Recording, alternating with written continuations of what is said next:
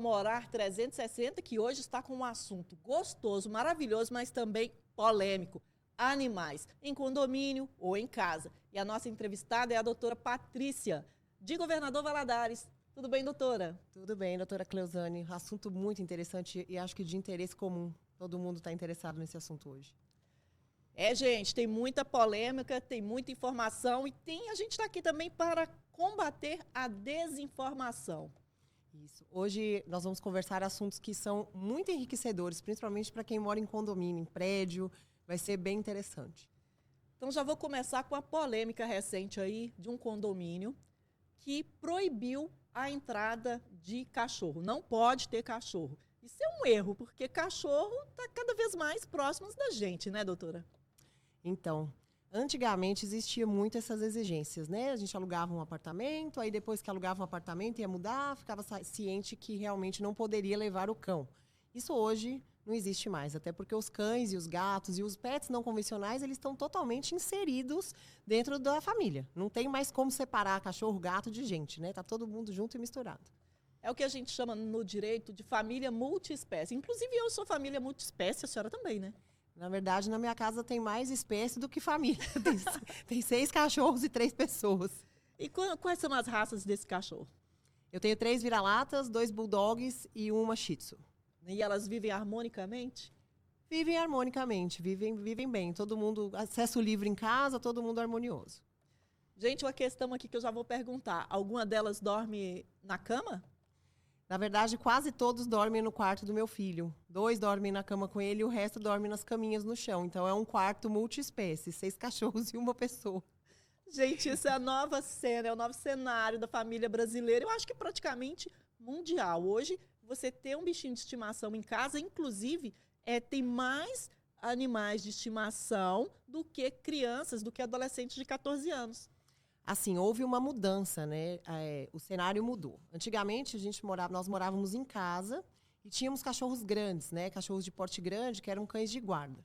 Os cachorros podem ver que eles foram encolhendo também, né? As pessoas começaram a dar prioridade para cães pequenos para colocar justamente dentro de casa e para ser cão de companhia. Então, hoje, meu atendimento, enquanto eu atendo 10 cães pequenos, chega um cão de porte grande. Então, esse cão pequeno, por ele poder participar da rotina familiar, ele começou a ter acesso livre dentro de casa. Então, ele vai para o sofá, ele vai para a cama, né? Ele tem, principalmente nos apartamentos, não tem como você colocar o cachorro para o lado de fora. Inclusive, em alguns estados, é proibido você manter o cachorro na sacada. E tem muita gente que faz isso, deixa o cachorrinho lá. Isso seria maus tratos ou seria... Como que poderia classificar isso? Então, colocar um cão na sacada. Eu não acredito que isso seja maus tratos, contanto que o animal tenha sombra, né, que ele tenha conforto térmico e que ele tenha acesso à água e à comida. Existe uma regra, não existe uma lei para eu classificar se aquele cão tem maus tratos, mas existem um score para eu contar pontos se ele está sendo bem tratado ou não. Mas assim, né, deixar o cão na sacada o dia todo é uma judiação, vamos falar a verdade. Gente, apartamento é muito bom, mas o bichinho faz parte da família, tem que ter o mesmo tratamento do humano, né? Porque é animal humano e não humano. Então, realmente, acho que num período do dia você precisa que o cachorro fique isolado, porque vai ter uma manutenção, porque você está limpando, ou porque está usando alguma coisa que o cão não pode ter contato. Eu até acredito que seja uma opção. Mas a maioria dos apartamentos hoje, principalmente em grandes centros, também não tem sacada, né, Cleusane? É verdade. Os apartamentos estão encolhendo. Estão encolhendo e os cães estão aumentando. Então, assim, hoje a maioria dos apartamentos não tem sacada. Tem alguma espécie que é indicado para apartamento? E espécies que não deveriam, mas elas se adaptam? Olha, eu vou responder isso com a minha visão veterinária, né? Então, assim, acho que para morar num apartamento, um cão que não seja um cão tão ativo, né? Então, assim, tem raças que eu não recomendo para apartamento, que são cães, assim, extremamente... que tem muita energia, vamos colocar assim. Então, assim... Por exemplo, vamos lá para o nome dos dogzinhos, para as raças. Não é regra, toda regra tem exceção. Mas, por exemplo, um Border Collie.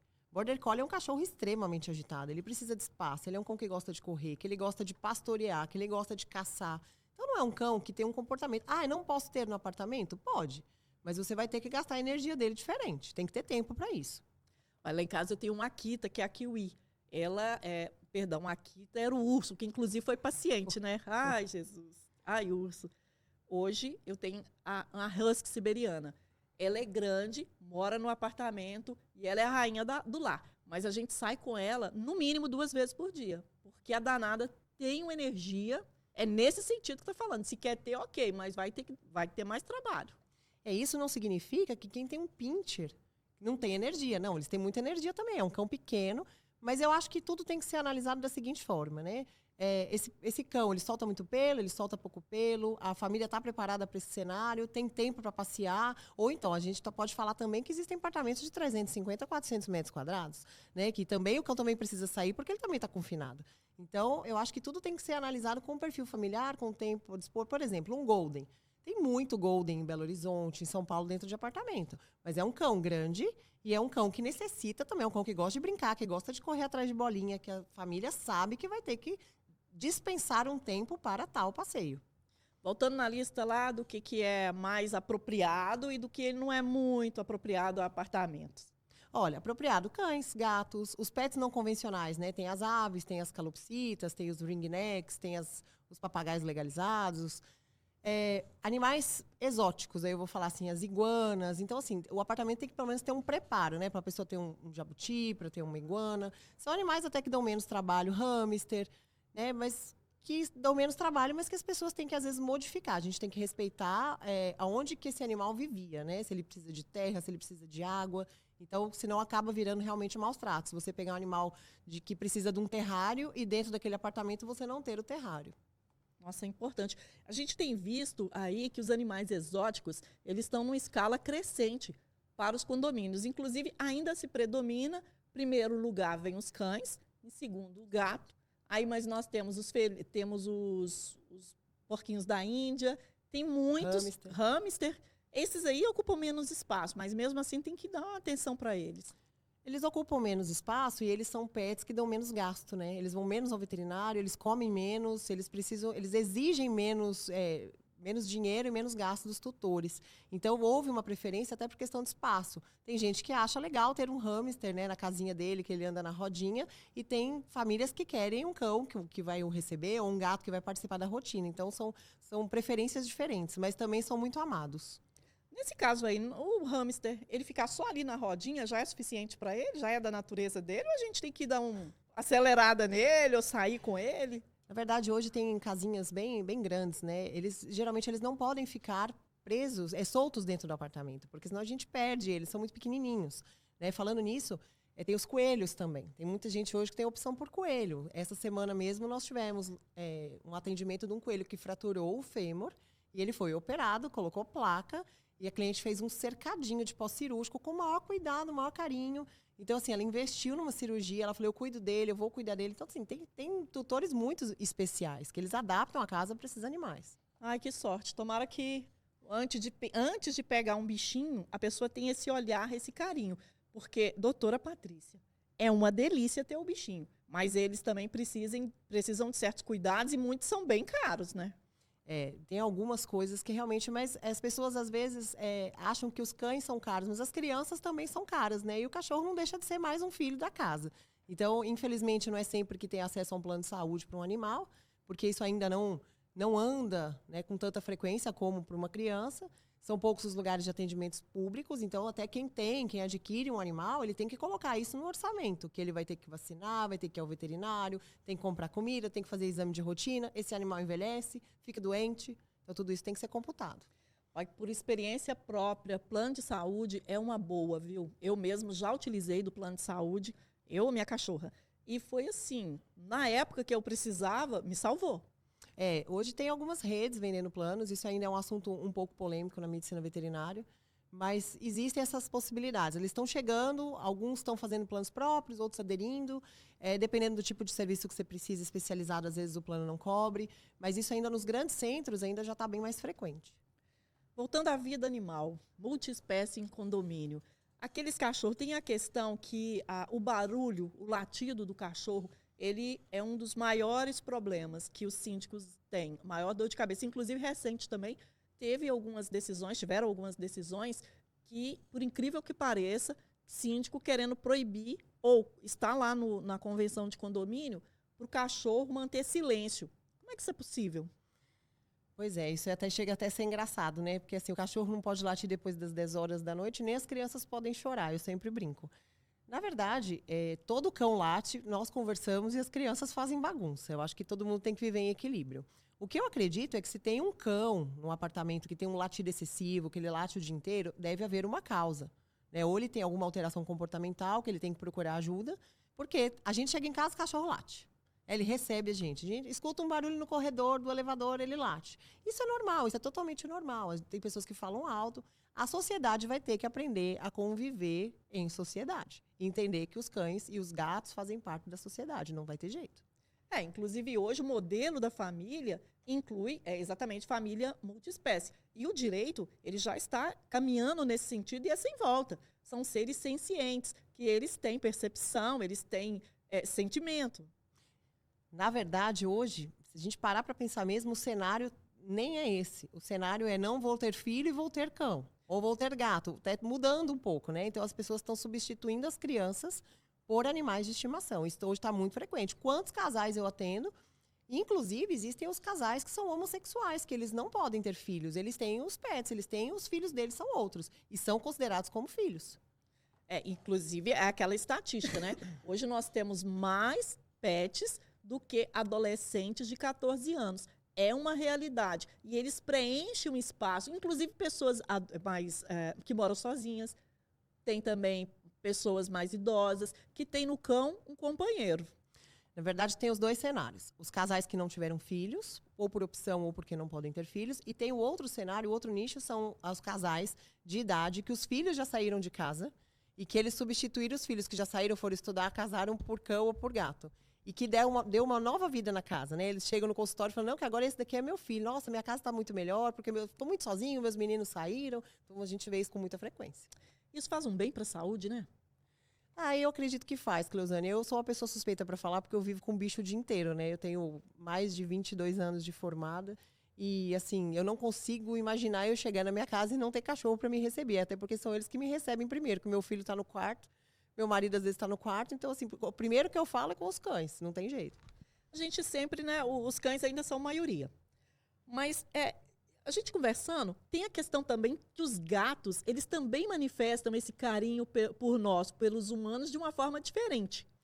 Às vezes é uma ignorância da gente achar que o gato, ele não sente falta. Antigamente tinha um mito que o gato gostava da casa, não gostava da pessoa, né? Quem é mais velho já escutou isso muitas vezes, eu inclusive. Mas eles esperam pelos tutores, eles miam, eles começam a miar quando escutam o barulho do carro chegando na garagem. Então, assim, eles esperam por aquilo, eles sofrem de uma forma diferente. Eles não pulam na gente, eles não balançam o rabo, mas eles esperam pelos tutores, eles dormem, eles têm rotina. Inclusive, os gatos, eles manifestam estresse até em forma de doença. Por saudade, a gente tem gatos que fazem cistite, que começam a urinar com presença de sangue, porque o tutor viajou, porque ele não chegou, porque ele viajou e ficou com outra pessoa. Então, assim, eles gostam muito de pessoas. Nós que somos ignorantes achando que não gostam. Pois eu sou uma dessas que achava que só cachorro, que o gato era muito territorialista, que a casa era dele e que a gente estaria invadindo. E ele simplesmente convivia com a gente. Então, não tem nada disso. Gato e cachorro têm os sentimentos aproximados. A manifestação disso é que é diferente. É diferente porque o gato também ele tem um certo hábito noturno. Então, durante o dia, geralmente ele dorme mais. Então, as pessoas acham que ele é um animal inerte ali, que não está prestando atenção em nada do que está acontecendo.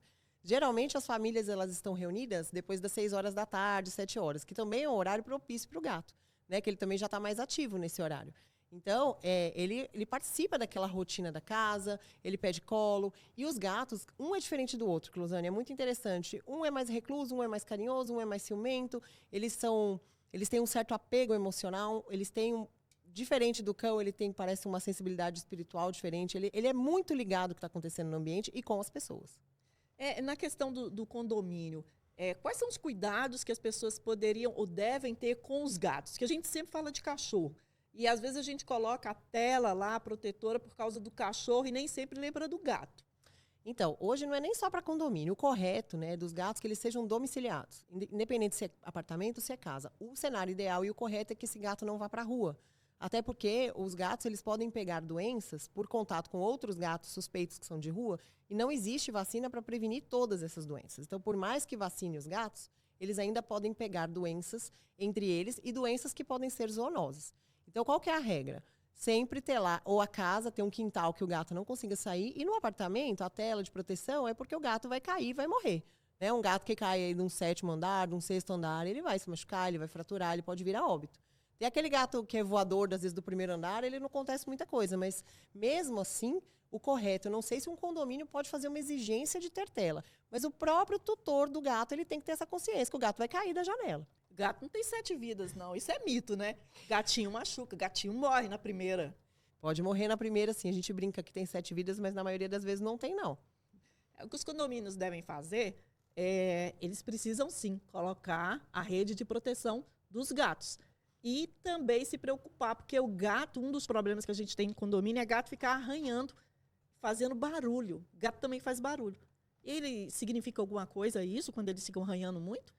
O gato, ele tem necessidade até de afiar as unhas, né? Hoje já, graças a Deus, foi proibida a cirurgia de tirar as unhas dos gatos, que era uma mutilação, né? O CRMV entrou e realmente proibiu. Mas existem os arranhadores, né? Os tutores têm que comprar os arranhadores e, no caso de apartamento, para os gatos não ficarem tão sedentários, tem enriquecimento ambiental. Então, hoje tem muito brinquedo, tem muita prateleira, tem muitas opções até de baixo custo para esses gatos ficarem mais ativos. Então, se a gente tem sempre aquele espaço pet, que é sempre voltado para o cachorro, a gente deveria ter, então, também um espaço voltado para os gatos. O problema é que a gente não sai com o gato na coleira. O espaço para o gato ele tem que ser dentro de casa. Não adianta, ele não vai conseguir socializar. Inclusive, eles têm até dificuldade, às vezes, de aceitar um novo animal. Não é essa socialização fácil igual o cão. Como é que a gente poderia colocar aqui para o gato? Existem uns brinquedinhos, né? Mas e nos apartamentos pequenos? Então, mas hoje em dia existem opções de enriquecimento ambiental na parede, né? Vão colocando prateleiras, onde o gato consegue andar de uma prateleira para outra. E eles conseguem se adaptar, apesar que são animais que fazem bem menos exercício, costumam ser mais sedentários. Mas aí tem a brincadeira do próprio tutor, a brincadeira de brincar com um brinquedinho de varinha, um laser. Tem milhares de opções para a gente distrair o gato dentro de casa. A questão do cachorro. A gente sempre fala, gato é mais normal a gente não ter muito espaço, né? O gato se vira. É assim? Ele se vira, mas ele tem que ter um certo conforto, né? Então, assim, a gente sabe que eles precisam do banheiro, eles precisam da caixa de areia, e a gente sabe que a gente recomenda ter um gato, a gente recomenda ter 2 caixas de areia. 3 gatos dentro do apartamento, a gente recomenda as 3 caixas mais uma. Então, ele tem que ter um conforto para ter as caixas de areia suficiente. Eu acho que ninguém gosta de viver muito confinado. Então, acho que um gato num apartamento muito pequeno, no máximo 2, seria interessante. Acho que muitos animais a gente começa a exceder o que é o confortável. E o gato, ele não tem hábito de ficar andando igual o cachorro. Ele se movimenta menos. Aí nós entramos numa questão que é sobre o limite de animais dentro de um prédio, dentro de uma casa, ou dentro de um apartamento. Existem estados e municípios que eles limitam o número de acordo com o metro quadrado. Só que isso também tem que ter um pouquinho de bom senso, né? Porque às vezes eu quero criar um golden num apartamento pequeno. Como é que funciona isso? O que é ideal? Eu vou falar que eu acho que hoje, do jeito que os apartamentos estão diminuindo, né, tem animais de grande porte, eu nem recomendo que eles sejam adquiridos. Mas eu conheço gente que mora num apartamento de 25 metros quadrados, que é um estúdio com um golden. A gente não pode criticar, mas é um animal que realmente ele vive confinado. Né? São poucos os tutores que conseguem sair, passear num parque, que tem acesso a um local maior, que esse animal possa gastar energia. Hoje também existem as creches, né? Existem os espaços. Olha, onde que a gente ia falar disso há 20 anos atrás? Que o cachorro ia para a creche. Né? Eu brinco disso direto. Então, assim, hoje você mora no apartamento e você paga 2 vezes na semana para levar seu cachorro para recreação, para ele poder correr, para ele poder andar. Isso também é uma coisa que as pessoas também têm que se planejar, porque provavelmente isso vai virar uma tendência frequente. É comum que a creche é igual à escola. A gente leva, deixa lá pelo horário ou de manhã ou à tarde, tem até o período integral. E tem a babysitter, né, pet, que ela vai e faz a caminhada com os bichinhos também. Hoje tem vários profissionais que são os passeadores, né? São os que andam com os cães para as pessoas que não têm tempo. Isso virou uma profissão. Esses dias mesmo eu estive no Rio de Janeiro e eu passei perto de um rapaz que estava com 5 cachorros. Aí eu falei, nossa, é tudo da mesma casa? Ele falou, não, esse daqui se conhece porque eles andam junto, ele fica esperando o outro. Então, assim, até os cachorros já são amigos porque eles passeiam no mesmo horário. Cada vez mais a questão dos animais está se voltando para a questão da família, né? Os hábitos humanos estão sendo estendidos. Eu também, lá a gente passeia, tem a creche e tem os clubes ainda, onde eles vão nadar, onde eles vão desenvolver. Isso é necessário, principalmente para quem tem cachorro grande de espaço pequeno. Ou cães que até que são pequenos, mas que são muito hiperativos, né? Tem aqueles cães que são mais agitados, que eles são mais ansiosos. E esses cães, às vezes, precisam desses momentos para realmente poder se relacionar. Uma outra coisa interessante é que tem muito cachorro que nem sabe que é cachorro, né? Ele mora no apartamento, ele não sai, ele só conhece pessoas. Quando ele vê um outro cachorro, ele fica estressado, porque na cabeça dele, ele não é um cachorro, ele é uma pessoa. Ele está lá naquele cenário inserido, ele faz tudo que as pessoas fazem nos mesmos horários. Então, isso também a gente vai ter que começar a mudar esse cenário. Até porque hoje também nós atendemos muito mais cães com alterações comportamentais. Por causa disso. A gente até brinca, às vezes, que as pessoas na casa estão estressadas e o cão também está ficando com alterações comportamentais. Tem crise de identidade também? Tem cachorro com comportamento semelhante ao do homem? Tem cachorro hoje... Eu tenho aqui em Valadares alguns cães que eles moram em apartamento, moram sozinhos.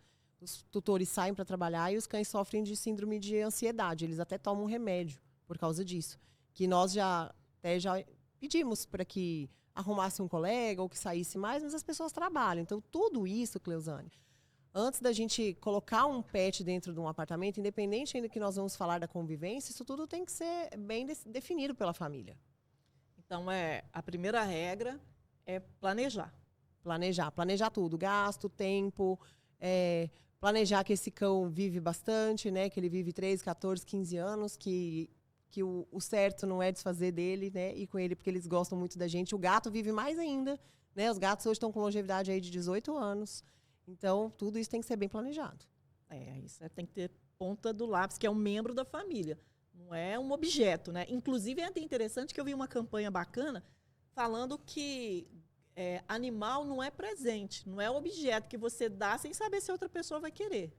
Isso é verdade, mas você pode dar um cachorrinho, um gatinho para uma criança que ela sempre vai querer. Para a criança sempre vai gostar. Não tem. Inclusive, nós vemos hoje, olha que interessante, que crianças que são criadas com animais são crianças mais felizes, são crianças que têm menos problemas de comportamento e são crianças até que melhoram a imunidade. Então, assim, eu conheço crianças que até têm medo de animais, né, de gato, de cachorro, porque nunca conviveram com eles.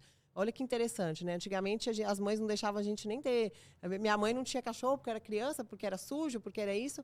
Hoje já mudou tudo. Então, realmente, mais uma vez, eles estão inseridos, às vezes, desde o nascimento das crianças dentro de casa. Isso é uma delícia. Eu sempre tive cachorro e faz parte da minha vida. E ainda tenho duas, tem uma calopsita, maionese, e o monstrinho. De tão arteiro, o monstrinho ganhou o nome de monstro, mas é mostarda. E os bichinhos aí? Mas ainda vou falar sobre os cachorros aqui. Que nós temos as áreas, né? A maioria dos prédios hoje já vem com a área de recreação dos cachorros, dos pets. Tem alguma recomendação, por exemplo, para quando liberar para aquela área? Por exemplo, antes de tomar a vacina, não vai? Ou tem alguma forma de preparar o bichinho antes de soltar no meio dos outros? Os cães, quando eles são filhotes, para eles começarem a frequentar locais públicos, né, eles têm que estar com as vacinas todas em dia. Então, os veterinários orientam os protocolos. Geralmente, com 6 meses de idade, esse cão já está apto para passear na rua.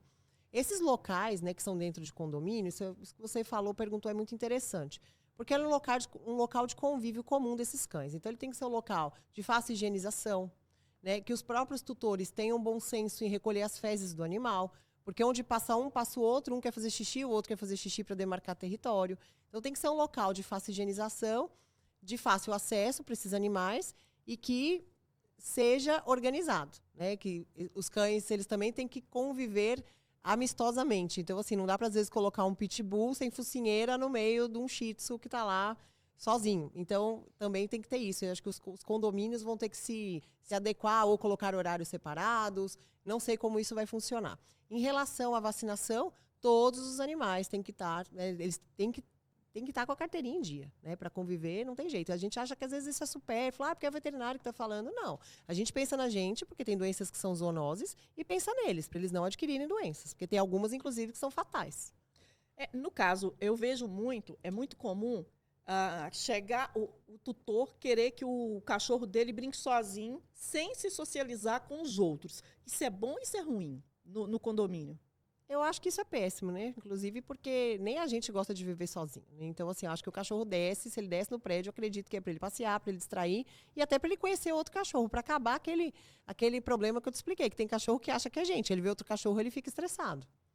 Com relação à vacina, é uma preocupação normal só com a antirrábica, aquela do governo que é obrigatória.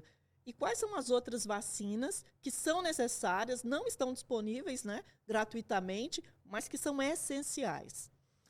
A vacina de raiva ela é dada pelo governo pela raiva ser uma zoonose. Então, o governo aplica a vacina em cão e gato justamente para não ter raiva, para não transmitir para o ser humano. Tirando a vacina de raiva, que pode ser encontrada nos postos de vacina ou particular nas clínicas, nós temos uma vacina múltipla, que é a famosa vacina de virose, vacina V8, vacina V10, que ela previne aí para 6 doenças, que entre elas parvovirose, sinomose, leptospirose, hepatite, enfim, são 6 doenças. Nós temos a vacina de gripe, que para quem mora em condomínio que tem aglomeração de animais é extremamente recomendada, porque a gripe passa pelo ar. E temos ainda a vacina de giardia. Essas são as vacinas que estão disponíveis nas clínicas veterinárias para serem feitas. Existe algum tipo de doença ou qualquer problema, alergia que seja, para cachorro que mora em condomínio e cachorro que tem a vida mais livre em casa? Tem alguma coisa nesse sentido ou não? É tudo igual?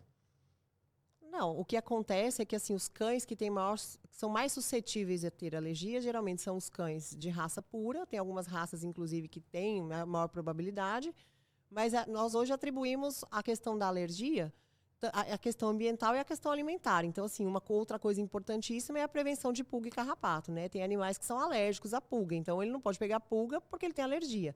E para conviver num local comum, esses cães também têm que tomar remédio para fazer prevenção disso. E os outros cães de raça pura que têm alergia de origem alimentar, que são aqueles cães que comem tudo que o tutor come. Então, isso é um problema, isso é a realidade de hoje. Quanto mais proximidade ao homem, quanto mais próximo o cachorro está em casa, mais a gente tem aquela tentação de dar o que está comendo pro cachorro. Mas isso não é muito. Assim, eu confesso que lá a Kiwi, né? Mesmo que eu não queira, ela quer.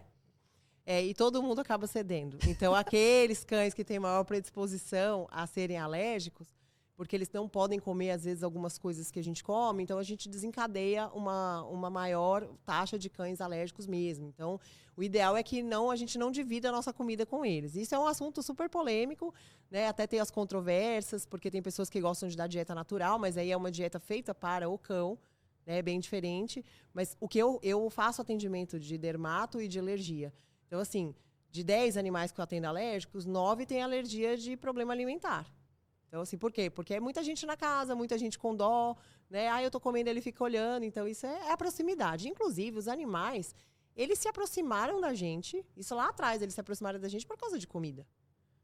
O bicho não ficou amigo da gente por outro motivo. O cachorro não chegou perto da gente por outro motivo. Ele começou a se aproximar por causa de alimento. Existem algumas raças que são mais propensas a ter alergia, outras não? Tem raças que são mais propensas. Shih Tzu, Lhasa, Golden, Labrador, Pug, Bulldog, são raças que costumam ter mais alergia, que tem maior predisposição. Aí, nesse caso, inclusive eu estive em BH tem pouco tempo, e aí me perguntaram se eu coloquei o repelente no animal, na Kiwi, no caso. Como é que é essa história? É porque em Belo Horizonte, leste de Minas, eu vou falar, Cleusane, de coração, é quase o Brasil todo. Tem algumas áreas, por exemplo, São Paulo, capital ainda, a leishmaniose não é endêmica. Então, lá está ficando, assim, opcional.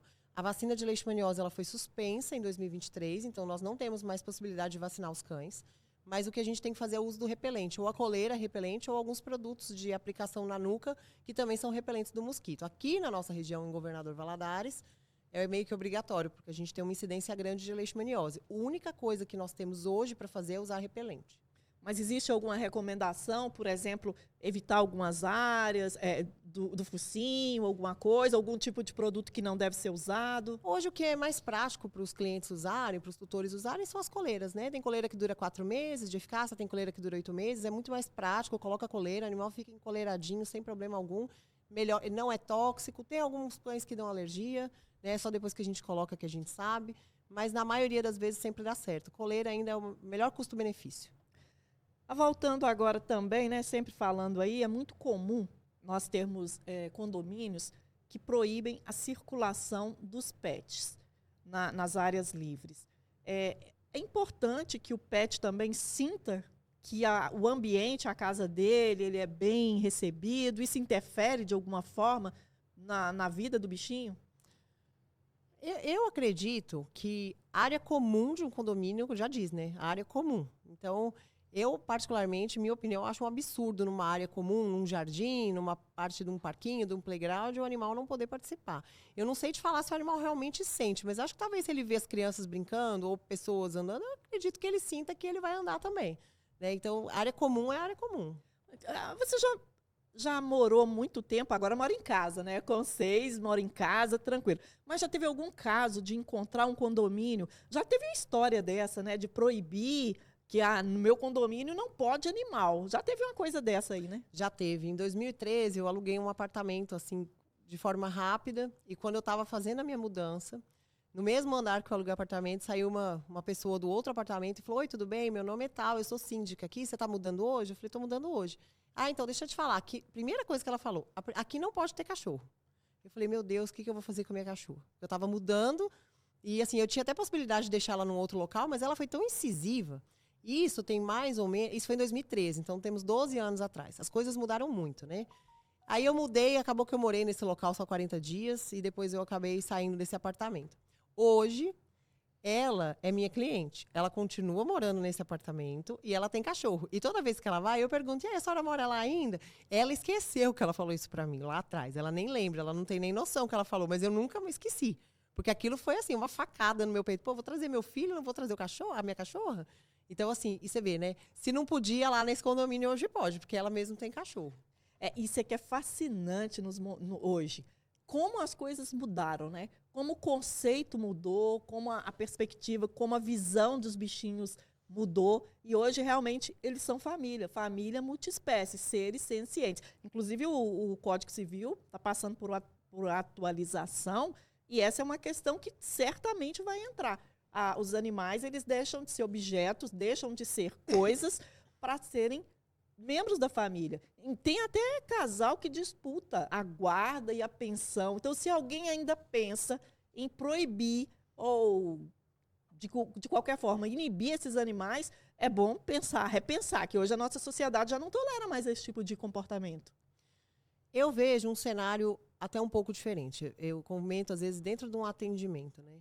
Quem diria que quem ia falar que há 30 anos atrás iriam ter tantos animais domiciliados? Antigamente, o cachorro vivia como? Na rua, solto, vida livre, brigando um com o outro, comendo veneno no meio da rua, e chegava em casa só para comer, e às vezes o macho sumia porque ia namorar, os gatos também. Então, assim, mudou, né? Eu conversei outro dia com uma cliente. Quem diria que a senhora ia vir aqui no hospital para fazer uma tomografia da coluna do seu cachorro? Ela falou: pior que é verdade, né, Patrícia? Quem diria que a gente ia fazer isso? Então, tudo foi evoluindo. E aquelas pessoas que não entenderam, né, que as coisas evoluíram, eu falo assim, ou elas não estão prestando atenção ou elas são muito amargas. Né? Porque eu não gosto de cachorro. Tá, você não gosta, mas você tem que saber respeitar que a pessoa gosta de cachorro, gosta do gato, gosta da calopsita, gosta da iguana. E ela vai ter que... Na verdade, eles são minorias, né? Assim, hoje essas pessoas estão em minoria, não tem jeito. Esse é o X da questão, pessoal. Quem não gosta precisa respeitar. Porque hoje os animais... eles têm direitos, eles são seres que têm direitos. E nós precisamos respeitar esses direitos. E está muito complexo, mas está muito gostoso também, né? Hoje nós estamos na era da inclusão social, né? Todo mundo foi incluído. Então, assim, todos os gêneros sexuais, todas as opções, e os animais também têm que ser, eles também estão na inclusão social já tem bastante tempo. Então, eu não gosto de tal coisa, eu não gosto de tal atitude. Eu não gosto, é problema meu, mas eu vou aceitar, porque eu vivo em sociedade. Né? A gente tem cidadania. Eu penso dessa forma. Cidadania, inclusive, deixe-me ver se dá para ver. Olha, essa aqui é a carteirinha da Kiwi. Ela tem RG. Ela tem um projeto do Simpatinhas, do governo federal. E eu vou te contar uma coisa interessante. Essa carteirinha, quando ela foi lançada, ela é gratuita. Mas tem muita gente com medo de fazer e depois o governo taxar. Vai pagar imposto. Sei lá, né? Será que isso é possível? Até porque essa ideia veio da França e lá os bichinhos pagam imposto. Eu acredito que esse cadastro ele está sendo um piloto aí para depois ser cobrado imposto mesmo. Assim, tem muita gente que está com medo de fazer. Eu penso que antes de fazer cadastro, as pessoas têm que ter a responsabilidade de cuidar. Né? O que adianta você fazer um cadastro? Aí, eu acredito que vai ter gente que vai até abandonar cachorro na rua para não ter que pagar imposto. Foi essa o X da questão. Muita gente, e o receio que a gente tem é justamente essa. Porque existe lá na página que nunca vai ser cobrado imposto. Mas se houver, hoje o abandono de animal por muito menos acontece. Se vier numa situação dessa, então... Isso é um assunto tão polêmico, porque, vamos falar a verdade, tem muita família que está incluída no CAD único. E, geralmente, essas famílias são as que mais têm cachorro. Existe o imposto de ajuda para essas famílias. Essas famílias são beneficiadas pelo governo federal para um auxílio aí, o Bolsa Animal, vou falar assim. Eu não tenho conhecimento, aqui na nossa região eu não tenho conhecimento sobre isso, mas eu acredito que até uma pessoa de baixa renda, que entende que vai ter que pagar um imposto pelo animal, o que ela vai fazer? As coisas hoje já são muito difíceis, né, para todo mundo, não tem nada barato, tá todo mundo, a comida tá cara, o aluguel tá caro, a luz tá cara, então assim, às vezes quem vai pagar o pato é o animal de estimação mesmo.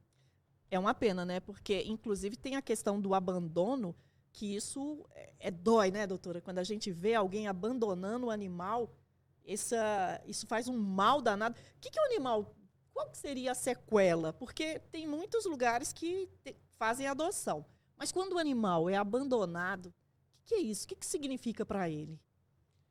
Eu acho que, assim, uma família que chega ao ponto de abandonar o animal, ao meu ver, não era uma família que amava esse animal ou que cuidava dele bem. O abandono é crime, é maus tratos, principalmente dependendo da forma com que esse animal é abandonado, às vezes à mercê de uma estrada, de um local perigoso. Mas talvez, né, quando eles são achados, talvez eles tenham a segunda chance de morarem num local que eles vão ser amados. E eles, por serem muito puros, principalmente os cães que se adaptam melhor, né? Se eu pegar uma cachorra minha lá na minha casa e der para alguém, talvez na primeira semana ela fique triste, mas depois de uma semana, se ela for bem tratada, bem cuidada, ganhar carinho, tiver um ambiente legal, ela se insere no ambiente tranquilamente. Os gatos sentem mais. Por incrível que pareça, a gente acha que ele não tem sentimento, mas tem. Mas, ao meu ver, quem abandona não gosta. Nossa, mas isso foi um alívio, viu? Um alívio para mim, porque eu ficava com um dó, bichinho lá. Inclusive, assim, tem muita gente que, nessa nova onda aí de ter animal, às vezes, ela é sozinha, tem o animal de estimação, só que essa pessoa morre.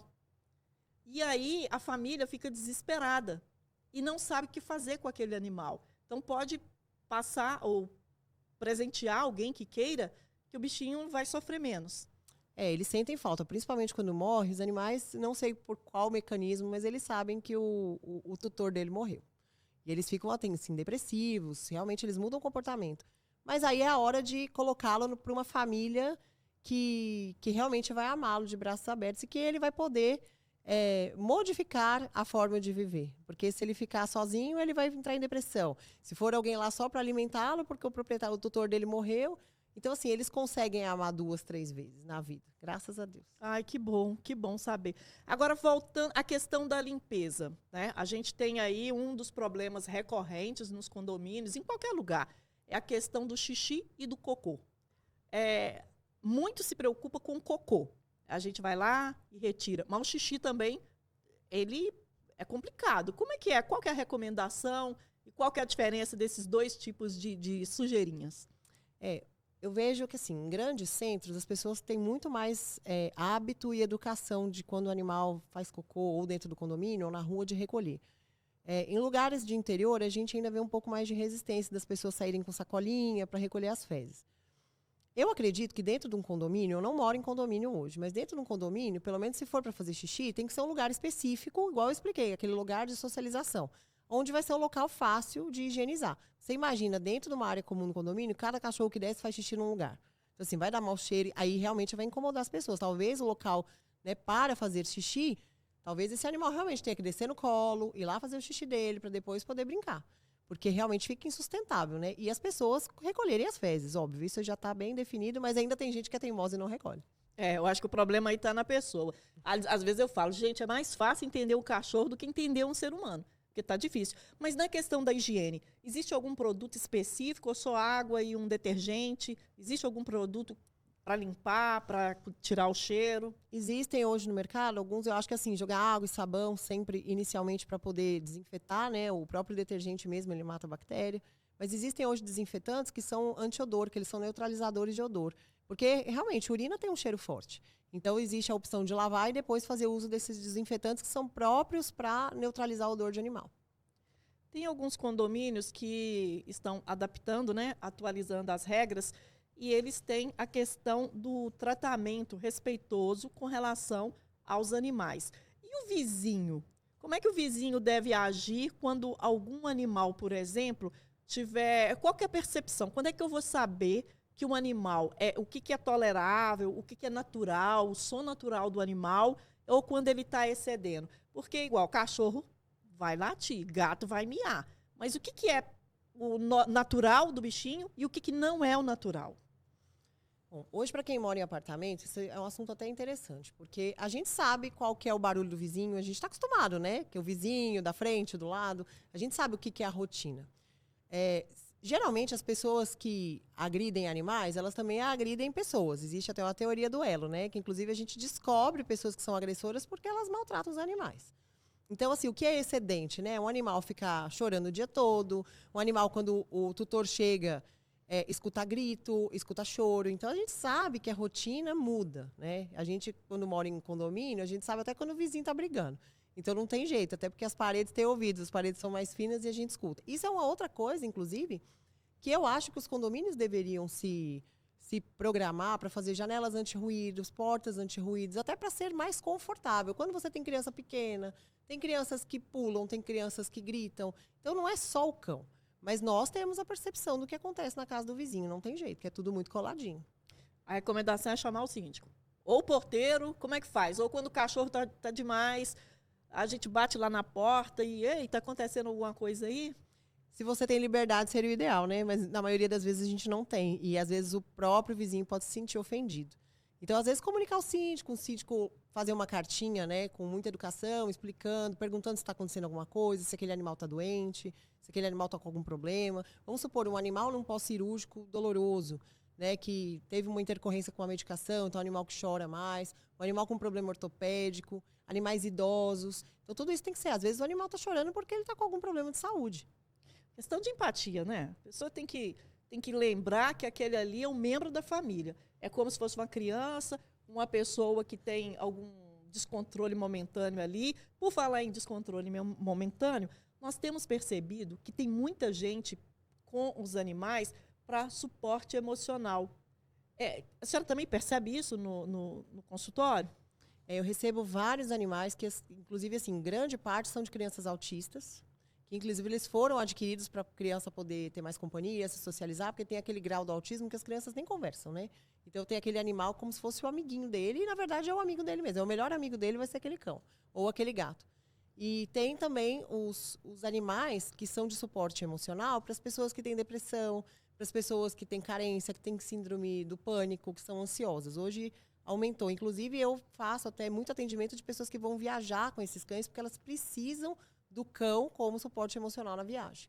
Inclusive, mudou muito, né? As empresas de avião tiveram que começar a aceitar esses animais, as empresas de ônibus, que antigamente não levavam esses animais, tiveram que começar a aceitar, porque a tendência é essa mesmo, é aquilo que a gente está falando desde o começo.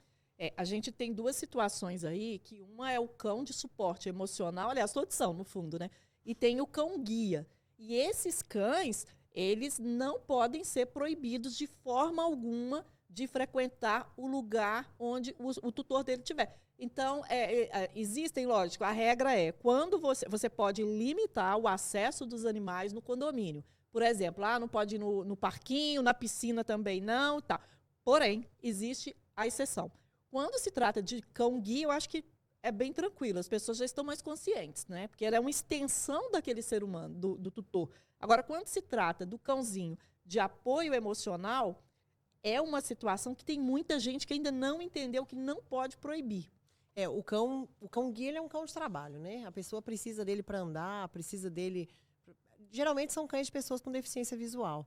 E a pessoa só anda porque ela confia, né? Ele para atravessar a rua, ele para no farol, ele tem ele é treinado para isso. Agora, o mais triste é que a gente sabe que isso acontece, às vezes é uma criança, né, que está num condomínio, que até isso de vez em quando passa na televisão, e aí vem um condômino e repreende aquela criança que já tem aquele cão de suporte emocional, porque aquela criança deixou o cachorro brincar no jardim.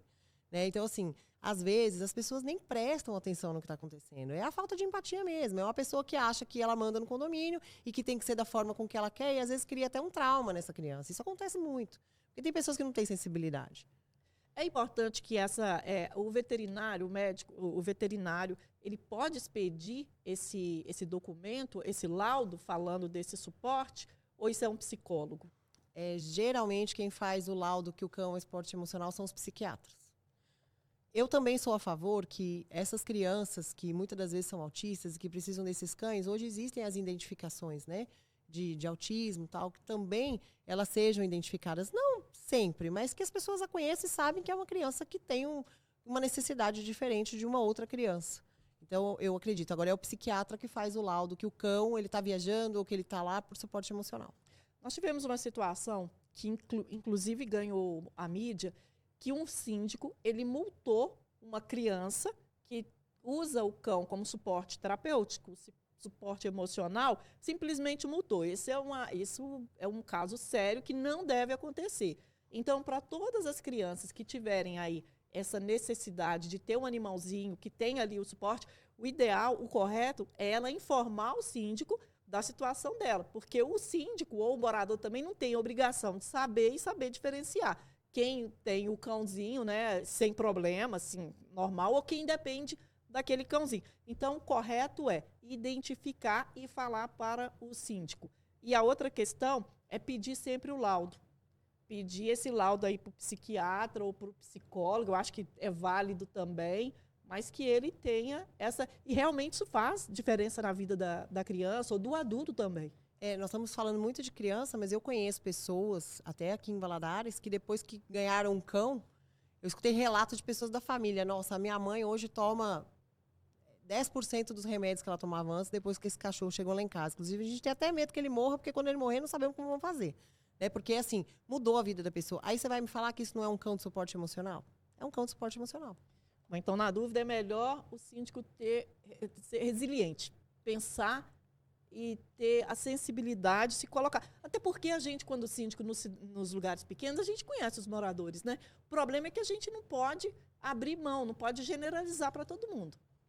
Eu acho que o maior problema, Cleuzane, é que hoje as pessoas estão imediatistas, estão sem paciência, estão sem educação, muitas das vezes, e que elas não têm a sensibilidade, né, de conversar. Né? Hoje todo mundo acha que se eu penso que tem que ser desse jeito, tem que ser desse jeito, então tem que ser do meu jeito. Então eu acredito que essa relação ela vai ter que ser mudada. Né? As pessoas, antes de falar, elas têm que pensar, antes de exigir, ela tem que entender o outro lado. Todas as vezes que a gente se coloca no lugar do outro, as coisas dão mais certo.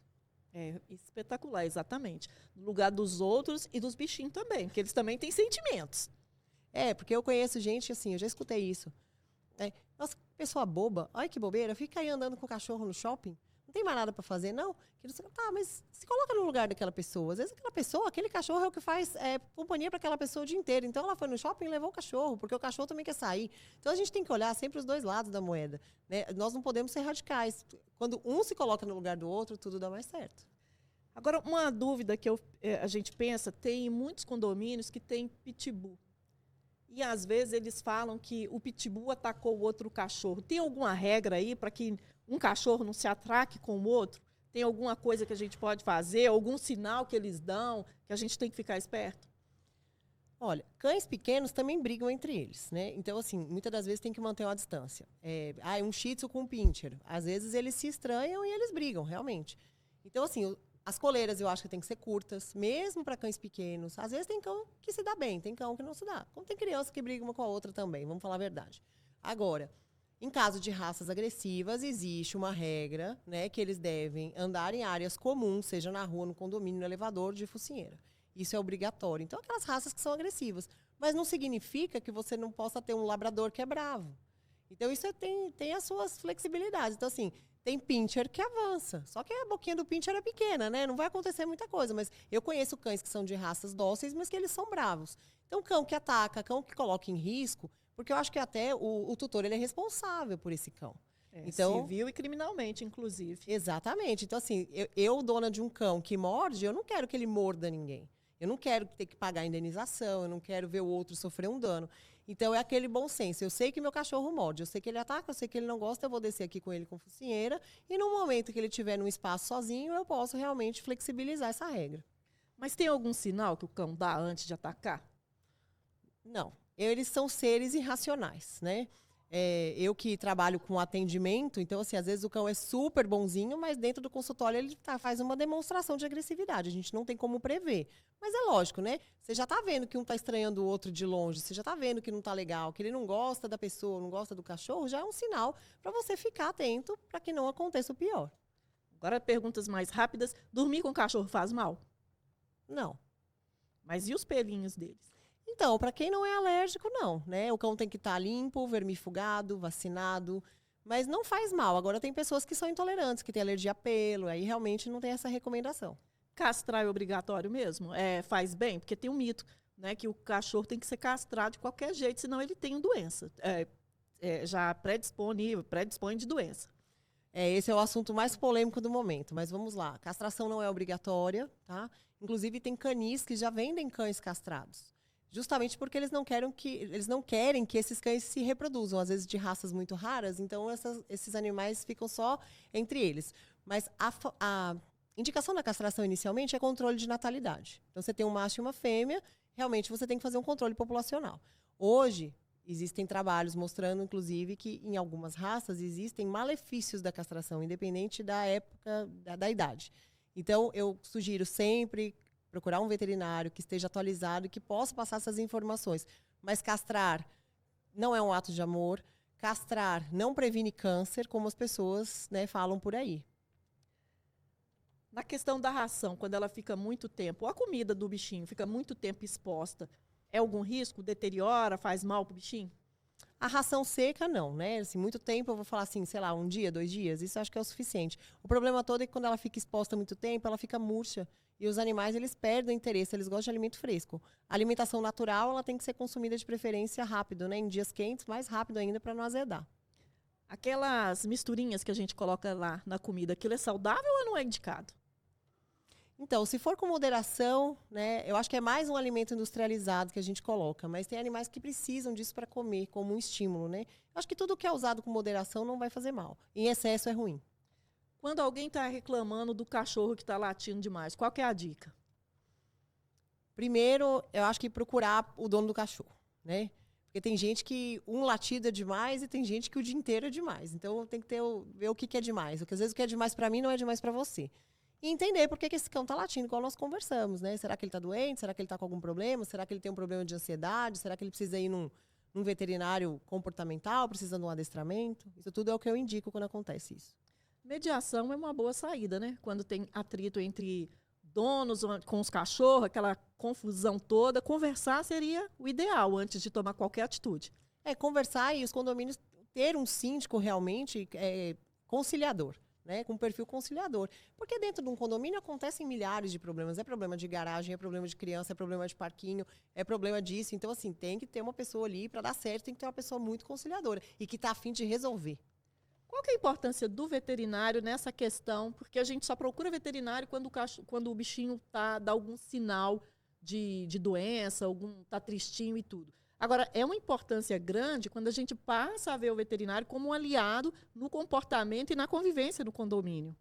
Se todo mundo entendesse que ao adquirir um cão, né, nas primeiras consultas, os veterinários já estão aptos a passar uma série de informações de manejo sanitário, de xixi, de cocô, de alimentação, de horário, que a gente, no começo, a gente já consegue passar umas regras e se elas forem cumpridas, né, ensinar o que é um não, isso é papel de adestramento, mas o veterinário já pode orientar a família o que já dá para ir sendo feito desde o começo.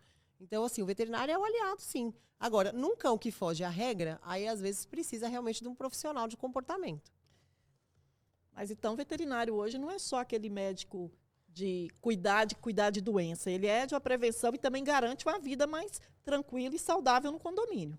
E garante a vida saudável para todo mundo, né? Assim, para a família toda, porque o animal convive com a gente o dia todo. Então, eu acho que um animal educado, um animal que tem seus hábitos alimentares adequados, com horários, fica tudo mais simples para todo mundo. Ai, que excelente esse papo, mas a gente, infelizmente, tem horário, né? E qual que seria a mensagem final, apesar de vários insights aí que já foram dados, o que seria importante, tanto para quem mora quanto para quem não mora, mas uma mensagem para quem tem os cachorrinhos e para quem não gosta? Para quem não gosta, eu vou deixar uma mensagem que ele não vai passar a gostar, mas ele vai ter que passar a respeitar, né? Ou então ele tem que morar na casa dele onde não tem cachorro, onde o vizinho também não tem cachorro ou gato. É assim, a gente tem hora que não consegue nem entender como tem ser humano que não gosta de animal, de forma geral. Mas a gente também tem que respeitar aquele que não gosta, né? E para os donos de animais que moram em condomínio, cada vez mais se adaptar às rotinas dos condomínios, né? Cumprir as regras. Tem horário, tem local, que eu acho que aí fica tudo mais harmonioso. Excelente. Nós conversamos com a doutora Patrícia Zanini, tem um sobrenome aí que é mais complicado. Tem Flóride. Flórida, de onde essa? É tudo italiano. Eita. Então tá, pessoal, muito obrigado pela companhia. Doutora Patrícia, tem rede social? Como é que a gente encontra aí? Tenho rede social. Eu vou passar a minha rede social profissional. É @animalcaregv, é do Hospital Veterinário. Nossa, então tá, gente, muito obrigada. É um prazer estar com a senhora aqui com dicas valiosas e no próximo programa Morar com Qualidade. É também incluir os nossos bichinhos. Até mais.